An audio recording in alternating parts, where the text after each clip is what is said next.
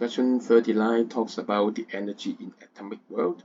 Basically, in atomic world, all the energy change should be discrete. But the beta particle emitted is continuous. So it's a puzzle, so we have the theory about it. Okay, why the beta particle energy emitted is continuous? Because we guess at the same time another particle also emitted, and these two particles energy add together is discrete. But as this discrete energy can interchange between them continuously, so we observe that the beta particle's energy is continuous.